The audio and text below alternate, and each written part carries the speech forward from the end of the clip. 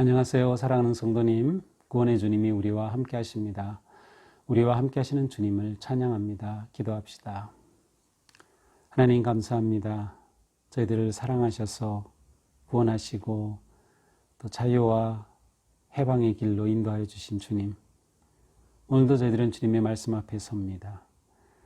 말씀으로 인하여 저희들의 마음이 새로워지고 거룩한 하나님의 사람으로 세워지며 오늘 하루도 말씀에 순종하는 복된 하루가 되게 하여 주시옵소서. 예수님 이름으로 기도합니다. 아멘. 네, 오늘 말씀은 출애굽기 13장 전체입니다. 1절부터 22절인데요. 분량이 좀 많아요. 그래서 제가 1절부터 그냥 말씀을 나누도록 하겠습니다. 자, 13장 1절입니다. 여호와께서 모세에게 이르시되 2절 이스라엘 자손 중에서 사람이나 짐승을 막론하고 태에서 처음 난 모든 것은 다 거룩히 구별하여 내게 돌리라. 이는 내 것이니라 하시니라. 자, 하나님께서는 이스라엘 백성들에게 처음 난 것은 다 내 것이다. 짐승이나 사람 마찬가지. 처음 난 것은 다 내 것이다. 그러므로 내게 돌려야 한다라고 말씀을 하십니다. 자, 왜 이렇게 말씀을 하시는 걸까요? 자, 그것은 이제 바로 3절에는 이제 다시 이 무교절에 관한 말씀이 나와요. 그렇지만 이제 중간에 가서 이 처음 난 것에 관한 말씀이 11절에 또 다시 언급됩니다. 자, 11절에 가서 보니까 여호와께서 너와 네 조상에게 맹세하신 대로 너를 가나안 사람의 땅에 인도하시고 그 땅을 내게 주시거든 태에서 처음 난 모든 것 내게 있는 가축의 태에서 처음 난 것을 다 구별하여 여호와께 돌리라. 수컷은 여호와의 것이니라. 네. 너희가 이제 그 가나안 땅에 들어가거든 그곳에서 바로 이 처음 난 것은 다 내게 돌려야 한다라고 말씀하셔요. 짐승, 사람 마찬가지입니다. 다 하나님 앞에 구별해야 한다. 그런데 여기 보니까 수컷이라고 되어 있어요. 그래서 암컷은 해당이 되지 않고 수컷은 다 하나님의 것으로 구별되어야 한다라는 것이죠. 자, 동물의 경우는 하나님의 것, 처음 난 것은 하나님의 것이기 때문에 하나님께 제물로 드려야 됩니다. 자, 그렇다면 이제 여기에 13절에 보니까 나귀의 새끼는 양으로 대속해라. 자, 나귀는 하나님께서 제물로 받으시는 동물이 아니에요. 그래서 하나님이 제물로 받으실 수 있도록 양으로 대신하여 대속하라. 이게 대속이라고 하는 단어가 나옵니다. 속량이라고도 하고요. 죽어야 할 것을 대신해서 값을 지불하는 것이 대속이고 대속 제물이에요. 그러니까 예수님이 우리를 위한 대속의 제물이 되셨다는 것은 우리가 죄로 인하여 마땅히 죽어야 되지만 우리 대신하여 우리를 위한 죄의 대가를 지시고 제물이 되셨어요. 그래서 예수님이 우리를 위한 대속의 제물, 6월절 어린 양이라고 말씀을 하는 것이죠. 네, 그렇습니다. 그래서 동물이든 사람이든 처음 난 것은 다 하나님의 것이다 라고 말씀합니다. 사람의 경우는 어떻게 해야 돼요? 사람의 경우 하나님께 잡아서 바칠 수 없잖아요. 오늘 본문에서는 어떻게 해야 되는지에 관해서는 나오지 않아요. 그것은 이제 뒤에 가서 나오는데 민수기에 가서 나오는데 사람의 경우 마다들의 경우 어떻게 하나님께 구별하여 봉헌하는가에 관한 규정이 3장, 8장 또 18장 등에 나와 있어요. 아마 이것은 그때 가서 우리가 보게 될 텐데요. 이것은 레위인과 또 관계되어 있는 그런 부분이기도 합니다. 그러나 15절에 보니까 여호와께서 애굽 나라 가운데 처음 난 모든 것은 장자로부터 가축의 처음 난 것까지 다 죽이셨으므로 자, 내가 처음 난 것은 내 것이라고 하는 이유는 여기에 있다라고 설명하시는 거죠. 왜 처음 난 것은 다 하나님의 것인가? 그들이 애굽에서 나오기 전날 6월절 밤에 애굽에 처음 난 것은 다 죽이셨지만 하나님께서 히브리에 처음 난 것들은 다 살려주셨어요. 그래서 너희들은 그렇게 대신 살려주고 너희들을 구원하였으니 대신 너희의 처음 난 것은 내게 대속의 제물로 내게 나의 것으로 그렇게 드려져야 된다. 봉헌되어야 한다고 말씀하십니다. 자, 15절 뒷부분 처음 난 모든 수컷들은 내가 여호와께 제사를 드려서 내 아들 중에 모든 처음 난 자를 대속하리니 여기에서는 사람의 처음 난 경우 동물로 제물로 바쳐 대속한다고 하는 그러한 또 개념도 나오고 있습니다. 자, 이렇게 함으로 이것이 내 손의 기호 내 미간의 표가 되리라. 여기 이것은 바로 그들의 그 하나님께서 그들과 함께 하시고 놀라운 그 유월절의 역사가 있었음을 그대로 드러내는 표정이 되고 표징이 되고 또 그것을 기억나게 하는 그러한 하나님의 주신 방식이 될 것이다 라고 말씀하셔요. 여기서도 역시 우리를 애굽에서 인도하였습니다 할지니라. 그렇습니다. 자, 이렇게 이스라엘 백성들에게 하나님께서 주시는 말씀은 처음 난 것은 하나님의 것이다 라고 하는 것이죠. 자, 이어서 하나님께서는 무교절에 관하여 말씀하십니다. 무교절 이미 우리가 앞에서 보았습니다. 그래서 앞에서 이미 반복되었던 것이지만 또다시 이곳에서 무교절을 지키라고 말씀하고 계셔요. 3절입니다. 그날을 기념하여 유교병을 먹지 말라. 유교병, 효모를 넣어서 잘 이렇게 반죽하여 구운 빵이 유교병이죠. 그러나 이스라엘 백성들이 급하게 애굽에서 도망 나왔기 때문에 그들이 미처 반죽하고 부풀고 할 시간이 없었어요. 그들은 급하게 나오면서 먹었던 그 무교병을 이 6월절 다음 7일 동안 먹어야 한다고 말씀하십니다. 너희가 젖과 꿀이 흐르는 땅에 이르게 하시거든 이 달의 예식을 지켜라. 이들이 광야의 배회할 동안에는 이렇게 농사를 짓거나 또 뭐 목축을 해서 그들이 거둬들이고 뭐 이렇게 할 그러한 틈이 없어요. 그래서 이때는 그냥 하나님의 인도하심을 따르지만 너희가 가나안 땅에 들어가게 되었을 때는 꼭 지켜야 한다는 거죠. 6절 이레 동안 무교병을 먹고 일곱째 날에 여호와께 절기를 지킬지니라. 무교절은 7일 동안 지킵니다. 6월절은 하루고요. 그 다음 날부터 7일간 지키는데 7일 지키는 맨 마지막은 또 무교절의 안식일과 같아요. 무교절의 안식일. 그래서 이 마지막 날 일곱째 날에는 여호와께 절기를 지켜라. 이래 동안에 무교병을 먹고 유교병을 보이면 안 된다. 그렇죠. 무교병만 이래 동안 먹어야 한다. 그리고 너희는 그날에 내 아들에게 보여 이르기를 이 예식은 왜 이러한 것을 하는지에 관해서 다음 세대 자녀들에게 설명하라는 것이에요. 애굽에서 나올 때 여호와께서 나를 위해 행하신 일로 말미암음이라. 우리가 애굽에서 나올 때 이러한 일이 있었다라고 하는 것. 신앙 계승이 바로 이 절기를 지킴을 통해서 이루어짐을 알 수 있습니다. 따라서 이 출애굽 사건을 내 손의 기호로 삼고 표식으로 삼아라. 무슨 의미인지를 설명하라는 뜻이죠. 내 미간의 표를 삼고 이 표를 삼으라는 것은 기억나게 한다는 의미가 있습니다. 내가 이것을 기억해서 다음 세대에게 계속 전수해야 한다. 여호와의 율법이 내 입에 있게 하라. 입에서부터 하나님께서 주신 이 이야기들을 자녀들에게 해줘야 한다는 것이죠. 너를 애굽에서 인도하여 내셨습니다. 해마다 절기가 되면 이 규례를 지킬 것이니라. 하나님께서는 이스라엘 백성들이 해마다 이 절기를 지킴으로 계속해서 하나님의 그 구원의 역사와 은혜를 기억하고 되새기고 그들이 누구인지를 계속 다음 세대에 전해주기를 원하셨던 것이죠. 자, 그 다음은 아까 우리가 보았던 처음 난 것에 관한 말씀이고요. 이제 17절로 넘어갑니다. 바로가 백성을 보낸 후에 블레셋 사람 땅의 길은 가까울지라도 하나님이 그들을 그 길로 인도하지 아니하셨으니. 자, 이스라엘 백성들이 출애굽해서 가나안으로 들어갈 때 가장 가까운 길이 있었어요. 바로 지중해 쪽으로 가는 길이죠. 블레셋 사람들이 사는 땅을 통과해서 가면 금방이에요. 일주일이면 충분히 도착할 수 있는 그러한 길이에요. 블레셋 사람 땅의 길입니다. 그런데 하나님께서 이스라엘 백성을 그곳으로 인도하지 않으셨다는 거예요. 왜 그러셨는가 하면 이 백성이 전쟁하게 되면 마음을 돌이켜 애굽으로 돌아갈까 하셨습니다. 거기서 블레셋을 통과하려고 하면 블레셋과 부딪혀야 하고 전쟁해야 되고 싸워야 하는데 그렇게 되면 이 하나님의 백성들이 지레 겁먹고 불평하면서 다시 애굽으로 돌아가자 하고 돌아갈까 봐 하나님께서는 그쪽으로 인도하지 않으셨다는 것입니다. 18절 그러므로 하나님이 어디로 인도하셔요? 홍해의 광야길로 인도하셨다. 홍해길로 인도하셨어요. 홍해 얌수프라는 이 단어는 우리의 홍해라는 말보다는 오히려 갈대 바다라는 뜻입니다.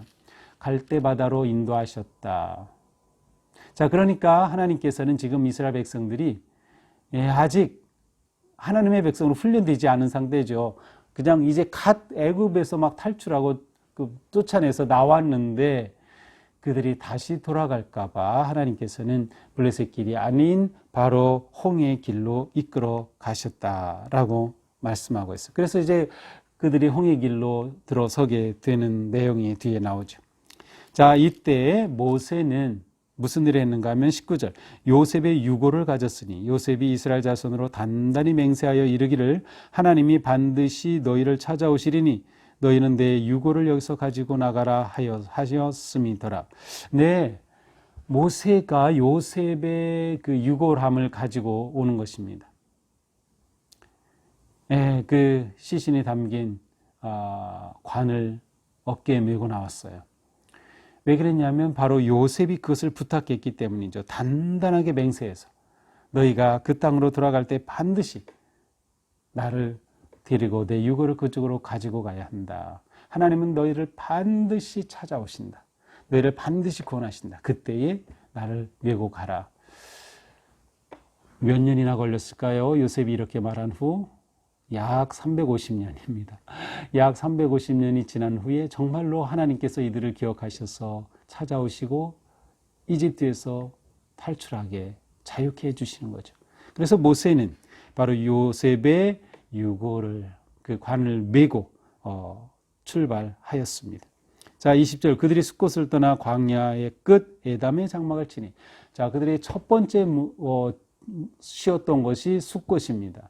이곳에서는 오래 있지 않아서 잠깐 숫곳에, 어쩌면 그 다음 날인지 모릅니다. 그 다음 두 번째 머무른 것이 에담이라는 것입니다.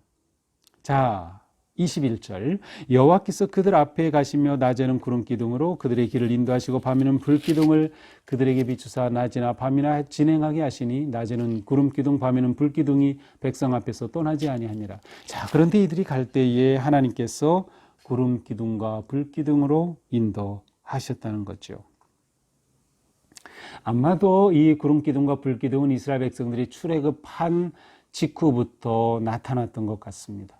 언제 나타났다는 기록은 없어요. 그런데 이 내용을 이렇게 살펴보면 그들이 출애굽한 직후에 구름 기둥과 불 기둥이 나타났습니다. 자, 구름 기둥과 불 기둥은 어떠한 모습일까요? 구름 기둥이 이렇게 있고 저쪽에도 불 기둥이 있고 그런 것이 아니고 구름 기둥과 불 기둥은 사실은 하나의 기둥이었어요. 하나의 기둥. 그러면 어떻게 구름하고 불이 같이 있을까요? 자, 근데 출애굽기 40장 맨 마지막에 가서 보면 이 구름 기둥과 불 기둥에 대한 설명이 나와요. 그 설명을 보면 아하, 구름 기둥, 불 기둥이 이렇게 생겼구나 하는 것을 짐작할 수 있습니다. 맨 마지막입니다. 출애굽기 40장 38절. 출애굽기 맨 마지막 절이에요. 낮에는 여호와의 구름이 성막 위에 있고 밤에는 불이 그 구름 가운데에 있음을 이스라엘의 온 족속이 행진하는 길에서 눈으로 보았다. 자, 밤이 되면 불이 그 구름 가운데 있습니다. 그러니까 가운데 불 기둥이 있고 바깥으로 구름 기둥이 있어요. 자, 낮이 되면 안에 있는 불 기둥은 보이지 않습니다. 하나니까 바깥이. 그런데 밤이 되면 안에 있는 불 기둥이 바깥으로 보입니다. 자, 구름은 기체일까요? 액체일까요? 구름. 글쎄, 이거는 과학적인 질문입니다. 과학적인 질문인데, 구름은 액체입니다. 액체이기 때문에 빛을 반사할 수 있어요. 가운데 구름이 있고, 불기둥이 있고, 주변으로 구름 기둥이 둘러싸이는데, 밤이 되니까 구름 기둥을 통과해서 이 빛이 보이는 거죠. 하지만 이것이 정말로 어떻게 작동했는지 우리는 알 수 없어요. 그리고 이것을 어떻게 과학적으로 이해할 수 있도록 설명한다? 그것도 사실은 힘든 일이죠. 이스라엘 백성들이 하나님의 불기둥과 구름 기둥으로 불구름 하나인 기둥으로 인도하셨다는 것 밖에는 우리가 알 수 없어요. 하지만 이것에 대해서 생각하면서 어떤 모양일까 그려볼 수 있고요. 그리고 이것은 두 개의 기둥이 아닌 하나의 기둥이 불과 구름으로 이루어졌다는 정도는 우리가 생각해 볼 수 있습니다. 자, 이것이 오늘 말씀입니다. 자, 오늘 말씀에서는 이스라엘 백성들이 처음 난 것에 관해 어떻게 해야 할지를, 그리고 무교절을 지킬 때 그들이 유교병이 없게 해야 한다는 무교절에 관한 말씀, 그리고 하나님이 불기둥, 구름기둥과 불기둥으로 그들을 인도하셨다는 이 세 가지 말씀이 오늘 13장 안에 담겨져 있습니다. 자, 그렇다면 오늘 말씀을 통해서 우리가 어떠한 점들을 생각해 볼 수 있을까요?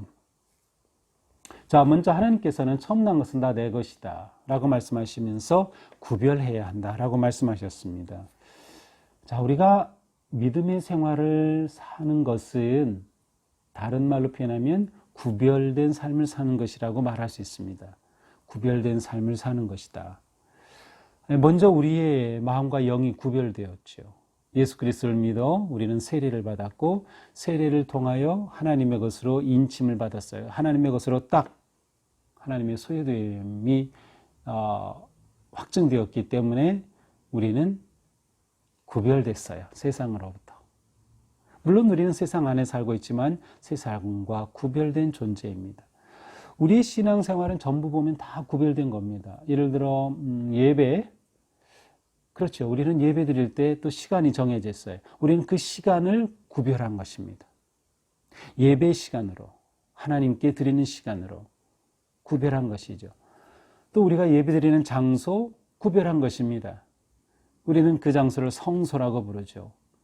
요즘 우리는 온라인으로 집에서 예배를 드리는데 그러면 그거는 어떻게 된 건가요? 그렇습니다. 그렇다면 그 집이 또한 구별된 것이에요. 우리의 가정이. 참으로 귀한 놀라운 은혜입니다. 코로나로 인해서 우리가 가정에서 온라인으로밖에 예배를 못 드린다. 하나님께서는 우리로 하여금 가정이 거룩하게 구별된 것을 깨닫게 해주시는 거예요. 가정이 구별되는 겁니다. 우리는 하나님께 헌금을 합니다. 헌금은 무슨 의미일까요? 그렇습니다.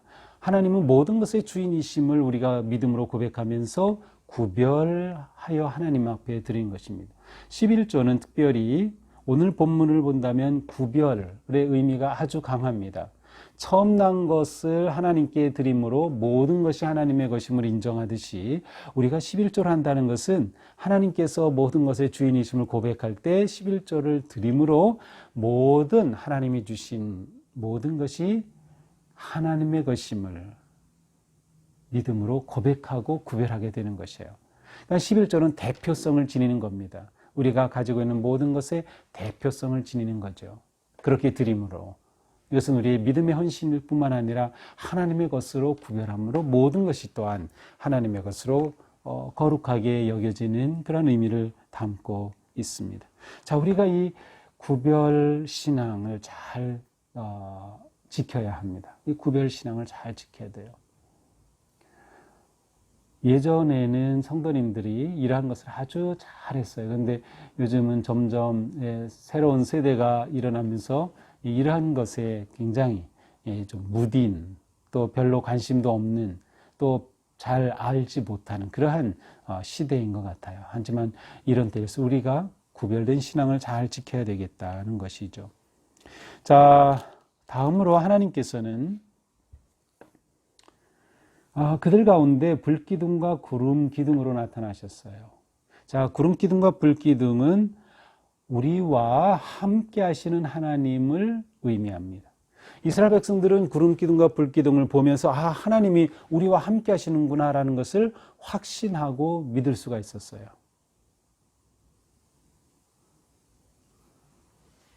하나님이 우리와 함께 하신다. 구름 기둥과 불 기둥을 통해서 확신했던 거죠. 그리고 그 구름 기둥과 불 기둥을 따라서 그들은 이동했던 것이죠. 자, 하나님이 우리와 함께 하신다고 할 때 여기에는 여러 가지 의미가 있어요. 우리와 동행하신다. 우리를 인도하신다. 우리를 보호하신다. 또한 우리를 돌보신다. 이런 의미가 담겨 있습니다. 하나님께서 우리를 돌보시고 이끄시죠. 아주 재미있는 그 단어가 있어요. 오늘 보면 19절에 보면 이제 모세의 유고를 가지고 가는 그 내용인데요. 맹세하여 이르기를 하나님이 반드시 너희를 찾아오시리니 너희는 내 유고를 여기서 가지고 가라, 나가라. 이 요셉이 이렇게 명령했기 때문에 모세가 유고를 메고 나갔다는 거예요. 근데 하나님이 반드시 너희를 찾아오시리니, 이 찾아오시리니라는 단어의 뜻은 뭔지 아세요? 찾아오신다, 찾아오신다, 돌보신다, 신방하신다는 뜻이에요. 하나님께서 돌보시고 신방하신다는 거죠. 바로 구름 기둥과 불 기둥이 그것을 의미합니다. 오늘도 우리가 살아갈 때 중요한 것은 하나님이 나와 함께 하신다는 믿음, 함께 하시는 하나님이 나의 삶을 인도하신다는 믿음, 나를 인도하실 뿐만 아니라 나와 함께 하시고 그리고 내 모든 것을 하시는 하나님이 나를 돌보신다는 믿음입니다. 우리가 이 믿음을 가질 때 담대히 나아갈 수 있어요. 우리는 이 한 주간 살면서도 여러 가지 많은 일들을 만납니다. 그때마다 구름 기둥 불 기둥으로 우리와 함께 하시는 그 하나님께서 나를 보호하시고 인도하시고 돌봐주시고 언제나 나를 찾아오시는 신방하시는 하나님이 계심을 우리는 신뢰해야 할 것입니다. 하나님과 함께하면 광야의 자리도 복의 자리가 됩니다. 하나님과 함께하면 어떤 상황에서도 희망이 있습니다. 이스라엘 백성들은 함께 하시는 하나님만 봄으로써 40년을 이길 수가 있었던 것이죠. 광야는 우리에게 힘들지만 하나님이 함께 하실 때 그것은 우리를 위한 옥토가 될 수 있어요. 비옥한 땅이 될 수 있는 거죠. 코로나의 상황이 우리에게는 비옥한 영적으로 오히려 풍성해지는 은혜의 시간이 될 수 있습니다. 하나님은 반드시 약속을 이루십니다. 요셉이 자신의 유고를 가지고 나가 달라고 요청했던 것을 그대로 모세가 기억하고 그대로 행했던 것처럼 하나님께서 우리에게 주시는 말씀은 반드시 이루어진다. 그러니 우리는 언약의 하나님을 의지하고 신뢰하면서 담대하게 하루하루를 승리하며 나아갈 수 있습니다. 오늘도 우리와 함께 하시는 하나님, 우리를 신방하시는 하나님께서 우리의 그 상황 순간순간마다 우리를 보호하시고 인도해 주시는 은혜의 하루가 되기를 주님의 이름으로 축복합니다. 기도합시다. 하나님은 저희들이 구별된 삶, 또 헌신된 삶, 또 전적으로 하나님만을 의지하는 삶 살기를 기대하시고 원하심을 깨닫습니다. 하나님께서 우리와 함께 하시니 저희들은 두렵지 않습니다. 함께 하신 하나님께서 저희와 동행하여 주시니 외롭지 않습니다. 하나님 함께 하시면서 저희들을 인도하시니 저희들은 주님의 인도하심 따라 승리의 길을 걸어가겠습니다. 하나님께서 저희들을 찾아오시고 돌보시고 신방하여 주시니 오늘도 저희들은 주님과 함께 복되고 거룩한 하루, 승리하는 하루가 되게 하여 주시옵소서. 예수님 이름으로 기도합니다. 아멘. 네, 오늘도 주님 은혜 안에서 주님과 동행하는 복된 하루가 되기를 축복합니다. 사랑합니다.